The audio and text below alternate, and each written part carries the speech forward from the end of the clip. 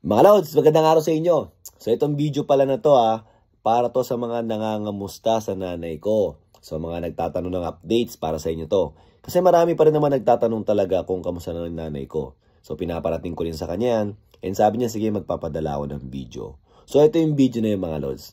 So nangyari dito mga Lods, para lang alam nyo bago natin simulan. Meron siyang kaibigan na nakitira ngayon sa kanya. Dahil ang lugar ng nanay ko kahit probinsya at tahimik yun, medyo may malapit na tourist spot doon, yung Little Prince at yung Little Italy. Alam ko yung dalawa na yun, lumabas siya sa dalawang Korean novela para nagamit yung place na yun So pinupuntahan pa rin yun. Medyo malakas daw ang tourism ngayon sa lugar na yun, kaya nakitira yung kaibigan niya para sumideline doon. Tapos siya yung nag-video nito. So papakita ko sa inyo mga Lods, okay? Tapos pagkatapos to, meron akong medyo ipapaliwanag sa inyo ng konti. So ayan mga Lods, let's go! Mommy! Holiday! 오늘 So ayun yung kotse niya. Yeah! Tatakpan ko lang yung yung plate number syempre. Ooh! Samsung ang brand niya na, Samsung. Okay. Samsung na kotse yan mga Lods Naalala ko yan noong nandyan ako. 마미 홀리데이 오늘 나갔다 왔어. 야, 어? 너 씻어야 되는구나. 응. 저기 카페 가서 밥 한 잔 먹으면 좋은데. 어디 가서? 카페, 커피. 커피? 갈까? 지금? 응. 이 씻고 Sabi niya sa 가야지 kasama 이래보면 niya, 어떻게 maligo 가? ka na. Tara, 아 싫어. alis tayo. 다시 Magkape 얘기해. daw sila.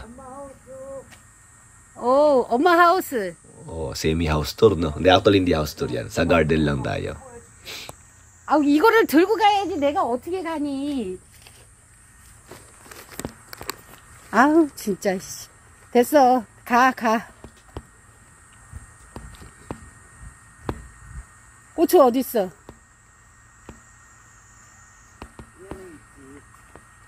So dito, may pagka-plantita. Plantita din yung nanay ko. May mga tanim din siya. Yung nga yung sili, 야, peppers. 문 닫아, 네가. 내가 이렇게.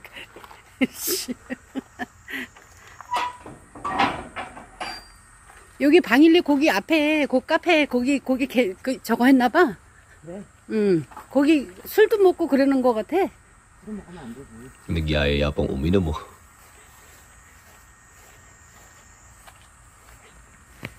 진영아, 이거 엄마 고추야.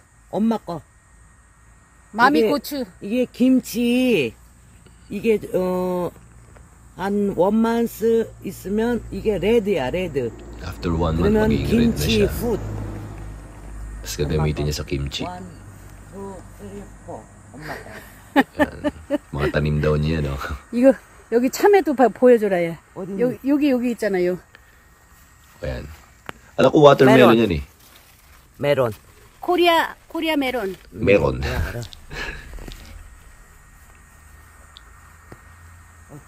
뷰티풀. So may tanim din siyang melon. 하늘 스카이. Yan, yung buong bakuran na yan, sa kanila yan ng dalawang nakatira dyan. So sa taas yung nanay ko, tas merong isa sa baba.